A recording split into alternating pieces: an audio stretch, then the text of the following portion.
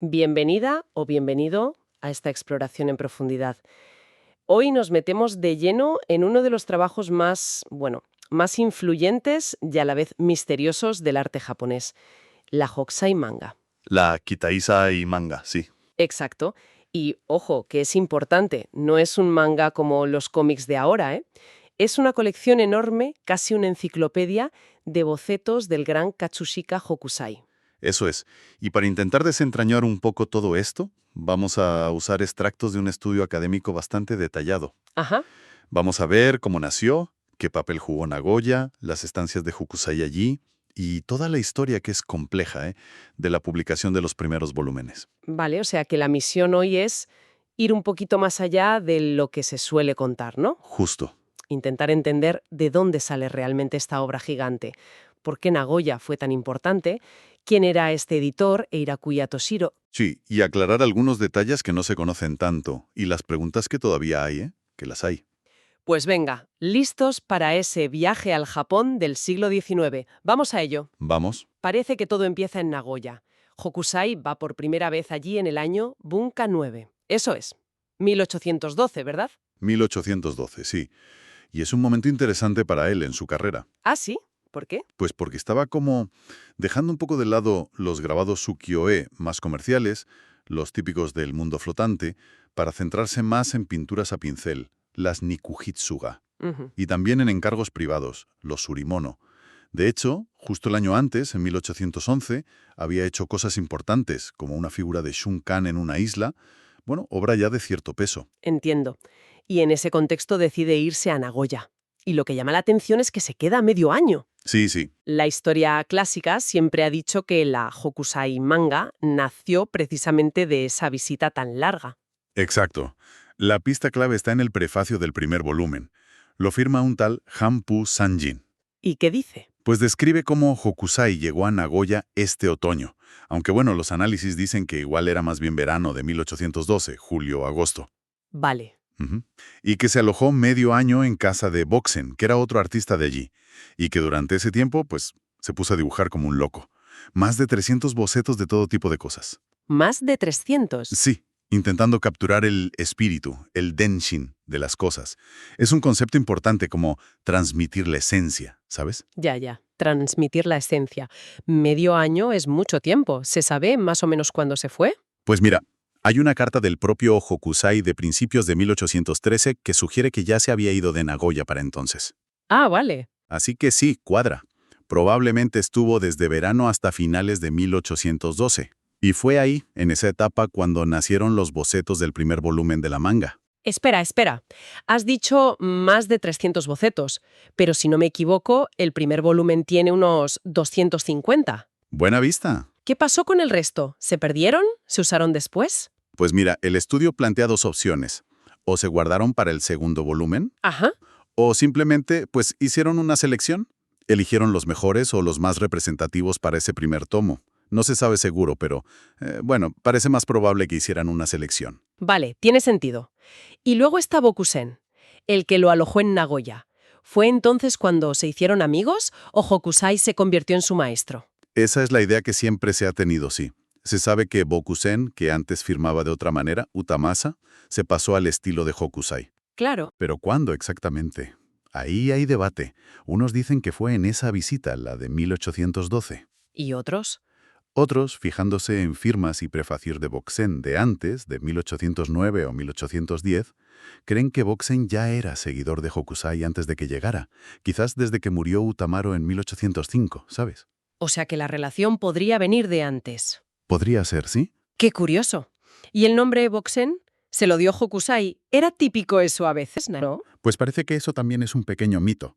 Las investigaciones más nuevas dicen que Boxen lo eligió él mismo. Ah, sí. Sí, parece que influenciado por un amigo suyo que era poeta de Kyoka, de poesía cómica de la época. Vaya, pues mira qué detalle. Está claro que Nagoya fue súper importante. Y además de Boxen, el estudio habla de otras personas de allí que trataron con Hokusai y que luego serían clave para publicar la manga. Nombres como Ojin Kumagoro, Higasato Hokuso Sí, y sobre todo el editor, Katano Toshiro, de la famosa editorial Eirakuya. ese nombre es fundamental, Eirakuya Toshiro. Hablemos de él. porque su papel parece, bueno, decisivo para que la Hokusai manga saliera adelante y tuviera tantísima difusión. Absolutamente. Para entender la manga tienes que entender a Hirakuya y cómo funcionaba el mundo editorial en Nagoya, que era un centro importante, ¿eh? Ya me imagino. Hirakuya y otra que se llamaba Hishiyamagobe, también conocida como Fugetudo, eran las que partían el bacalao allí. Y la historia de Hirakuya es fascinante. A ver, cuéntanos un poco más de esta editorial. Suena interesante. Pues sí. Se fundó en 1776. La llevaron varias generaciones de la familia Katano. El Toshiro que trató con Hokusai fue el segundo. Y fue muy crack. Ah, sí. Expandió el negocio muchísimo, se atrevió a publicar cosas muy serias, obras académicas como el Kojiki-den de Motorin Norinaga, que le dieron un prestigio, nacional. ¡Ostras! Y montó una red comercial brutal con Kioto, Osaka, Edo, abrió sucursales y todo. La era Bunka, justo cuando Hokusai va a Nagoya, fue su momento cumbre. Murió en 1836. ¿Y después? ¿Siguió el negocio? Sí. La tercera generación siguió reimprimiendo mucho, que era parte del negocio, y publicando también a otros artistas de ukiyo-e. Ajá. Y la cuarta generación, ya en la era Meiji, a finales del 19, tuvo el honor de publicar el último volumen conocido de la Hokusai manga, el 15. Aunque bueno, la editorial ya iba para abajo y él se metió más en política. Entiendo. Pero fíjate, Hirakuya aguantó 175 años, hasta 1951. Una pasada. Sí, 175 años. Es una barbaridad. ¿Y cuál era el secreto de su éxito, sobre todo en la época del segundo Toshiro, la de Hokusai? Pues según contaba la familia, había 3 claves. A ver. Una, costes bajos. Usaban mano de obra barata de samuráis de bajo rango. 2, conseguían papel mino, que era bueno, a muy buen precio por contactos locales. Vale. Y 3, un sistema de distribución muy eficaz, basado en el intercambio, casi como un trueque, que les maximizaba los beneficios. Dicen que sus costes eran la mitad que los de otros. Muy listos, desde luego. Pero Nagoya como centro editorial tenía algún punto débil, ¿no? Sí, eso es. Le costaba más sacar obras originales que fueran un bombazo a nivel nacional. Eso pasaba más en Edo, en Tokio o en Kioto. Claro. Hirakuya lo compensaba de 2 maneras: reimprimiendo éxitos de fuera y, muy importante, cultivando relaciones con figuras culturales famosas, como Hokusai. Ah, claro. Publicar sus trabajos hacía que sus libros fueran súper atractivos para esa red de intercambio que tenían montada. Entiendo perfectamente. Y claro, en ese contexto, que aparezca por allí un artista ya famosísimo como Hokusai en 1812, pues tuvo que ser visto como una oportunidad de oro. Exacto. Una que Hirakuya Toshiro II no iba a dejar escapar. Y aquí es donde la cosa se pone interesante de verdad. Vale, pasemos a la publicación. El primer volumen, el Shoken, sale en 1814, Bunka 11, 2 años después de los bocetos de Nagoya. Y ojo, publicación conjunta. Eso es. Hirakuya en Nagoya y otra editorial, Kadomaruya Jinsuke en Edo, en Tokio. Exactamente. El formato era Hanshibon, un tamaño estándar. Unas 27 hojas, 250 y pico ilustraciones. Ajá. Y la etiqueta del título ponía Denshin Kaishu Hokusai Manga Zen. Ese Zen del final, que significa completo. Ah, Sugiere muy fuerte que la idea original era que fuera un solo volumen. Y ya está. qué curioso.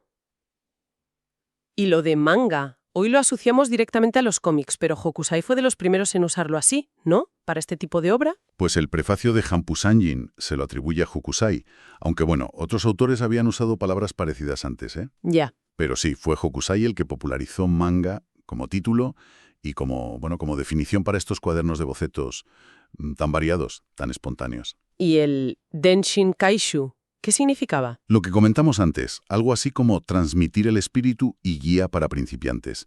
Refleja esa doble idea, capturar la esencia de las cosas y servir de modelo para aprender a dibujar. Vale, muy claro.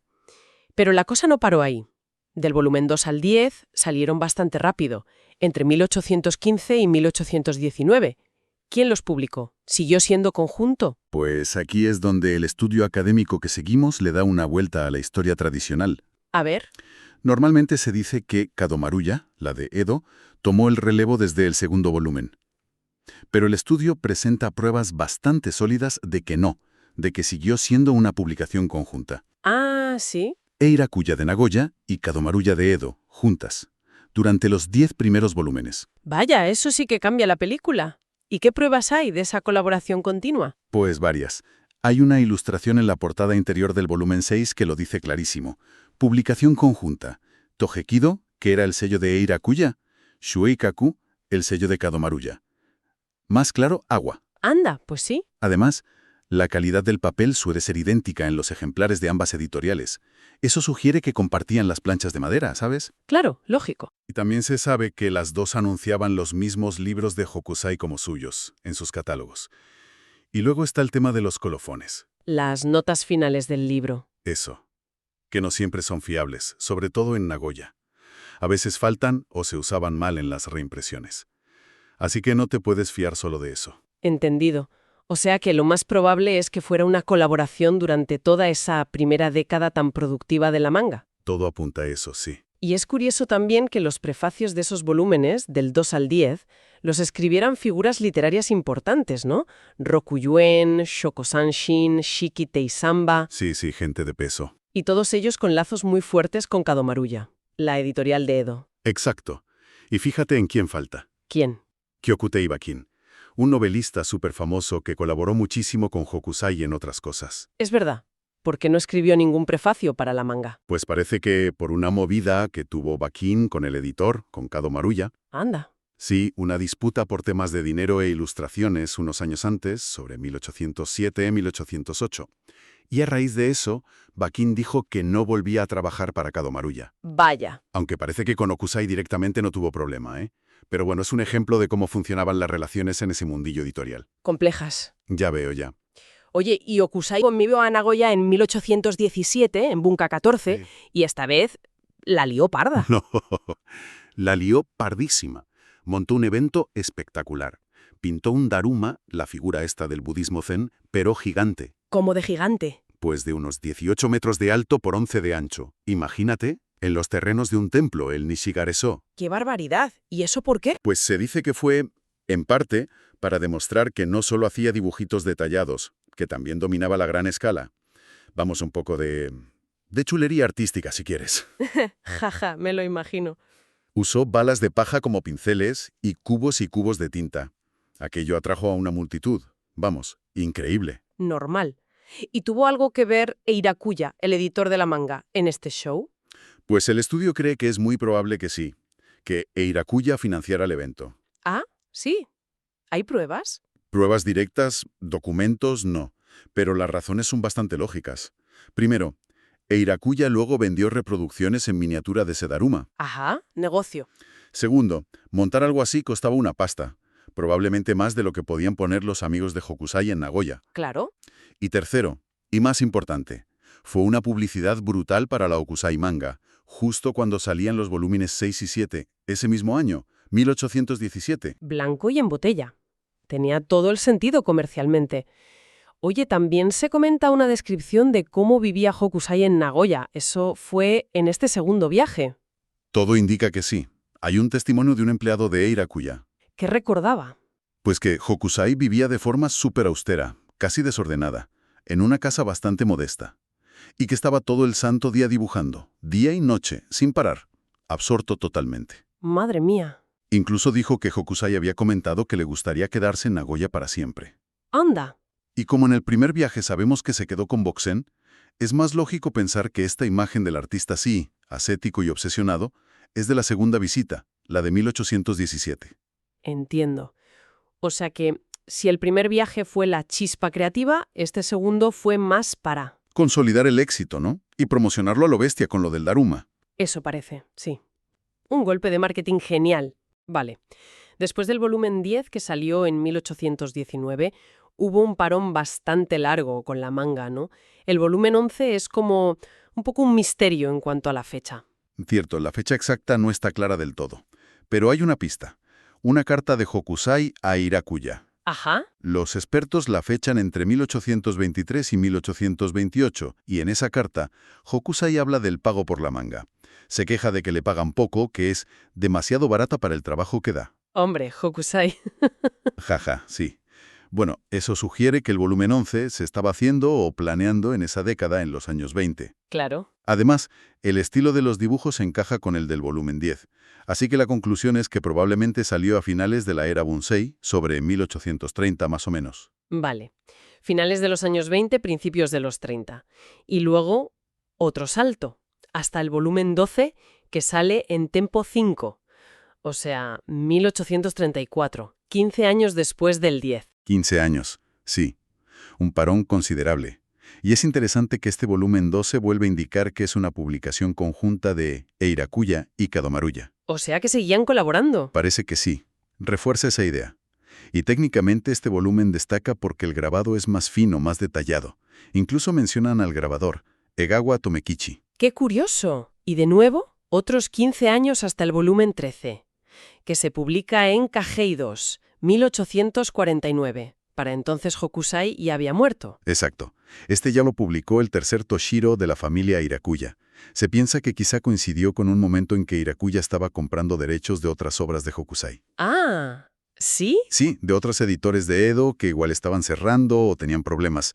Como una forma de, de hacerse con el catálogo completo del artista. O casi. Una estrategia empresarial, vamos. Podría ser, sí. Y llegamos al final, a los dos últimos volúmenes, el 14 y el 15, que aquí sí que ha habido más lío, ¿no? El 15 se publica ya en la era Meiji, en 1878, y cierra la serie. Al 14 a veces lo ponen también por esa fecha. Sí, pero el estudio argumenta que el 14 es anterior, que es de finales del periodo Edo.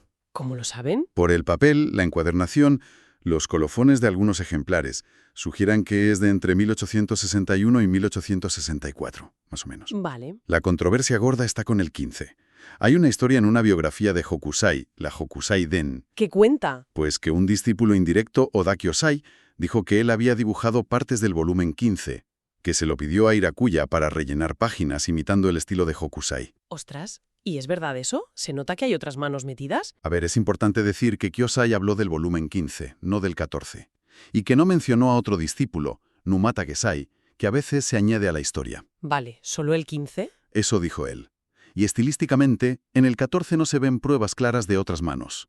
Pero en el 15 sí que se han identificado imágenes que son copias o adaptaciones de otras obras de Hokusai. Ah, Lo cual apoya la idea de que sí, de que tuvieron que recurrir a material ya existente o ayudas externas para poder completar el volumen y cerrar la colección. entiendo. O sea que fue el cuarto Eirakuya el que finalmente publicó el 15, cumpliendo un objetivo que venía de sus antepasados. Y el plan cambió un montón de veces. Sí, sí.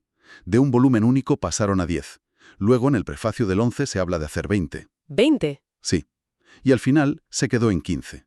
Una historia editorial larguísima y llena de giros. Pues sí, ha sido un recorrido increíble por cómo se creó y publicó la Hokusai Manga.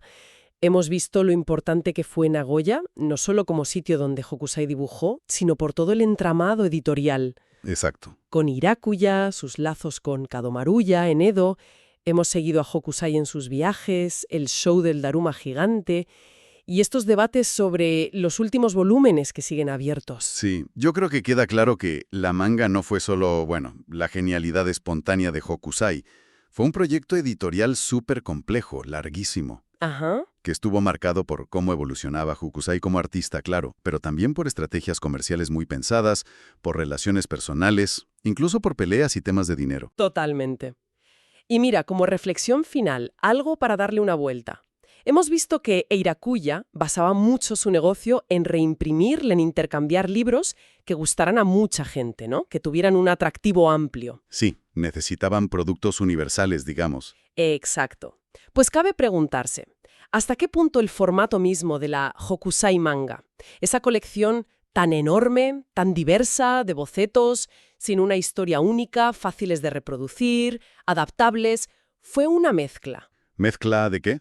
Pues de la visión enciclopédica de Hokusai por un lado y por otro de la necesidad práctica del editor, de Irakuya, de tener un producto que funcionara sí o sí en su red comercial. Ah, interesante. ¿Pudo ser esa aparente aleatoriedad de temas una característica en parte calculada para asegurar que la manga fuera un éxito masivo y duradero en el mercado? Es una buena pregunta, sí. cuánto influyó el mercado en la forma final de la obra. Ahí lo dejamos. Una invitación a pensar sobre cómo las dinámicas comerciales pueden meter mano incluso en las obras maestras más icónicas.